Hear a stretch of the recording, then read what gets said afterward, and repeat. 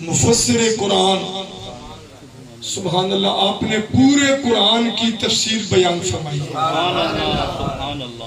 محدث ملت، آپ درس حدیث بڑے بڑے مجمع میں امت کو دے رہے ہیں، علماء کو دے رہے ہیں، اور صبح و مساء، لیل و نہار، لمحہ بلمحہ شریعت و طریقت کی خدمت میں گزر رہا ہے۔ میری مراد حضور قبلہ صاحبزادہ والا شان حضرت بشیر احمد المدنی دامت برکاتہم العالیہ متعنا اللہ تعالی بطول حیاتہ، آپ کی جلوہ گری ہوئی، تشریف آوری ہوئی۔ یقیناً میرے سمیت کثیر حضرات آپ کی دیدار، آپ کی ملاقات کے لیے حاضر ہیں۔ شاہ صاحب کیا ممنون ہیں کہ آپ نے ہمیں یہاں کامرہ میں یہ موقع عنایت فرمایا۔ آپ میں سے اکثر حباب پیر سباق شریف بھی حاضر ہوتے رہتے ہیں، ملاقات ہوتی رہتی ہے، اور یہاں یہ ہمیں سعادت نصیب ہوئی۔ حضرت قبلہ بابا جی صاحب پیر سباق شریف نور اللہ مرقدہ، آپ نے سلاسل اربع میں فیوز و برکات تقسیم فرمائے، اور حضرت بابا جی صاحب دریائے رحمت شریف والوں سے 3 سلسلوں میں فیض لیا ہے، اور پھر آگے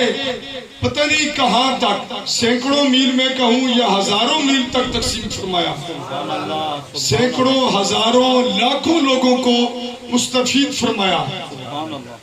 لاکھوں لوگوں کو روحانیت، تصوف کے ذریعے خوف خدا، عشق مصطفیٰ،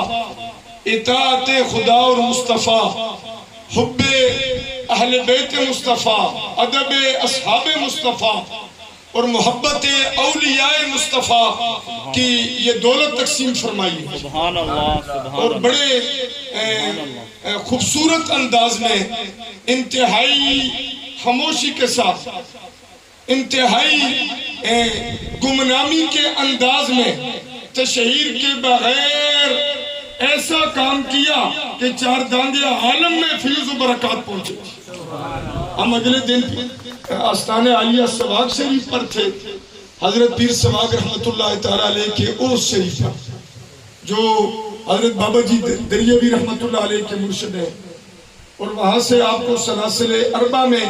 خلافت اور برکات ملی ہیں۔ حضرت خواجہ غلام محمد ثانی رحمت اللہ علیہ، یہ آستان عالیہ سباق شریف، اور ان کے جد امجد دادا جان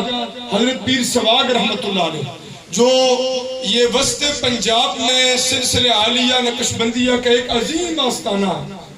جو حضرت خواجہ محمد عثمان دامانی رحمت اللہ علیہ کے خلیفہ ہیں۔ یہ سلسلہ حضرت دوست محمد کندہاری رحمت اللہ علیہ، حضرت شاہ ابو سعید، شاہ احمد سعید، شاہ ابو سعید، حضرت شاہ غلام علی دہلوی، اور حضرت مرزا مظہر جان جانا، حضرت نور محمد بدایونی، حضرت سیف الدین، حضرت خواجہ محمد معصوم سے ہوتا ہوا حضرت مجدد الفسانی،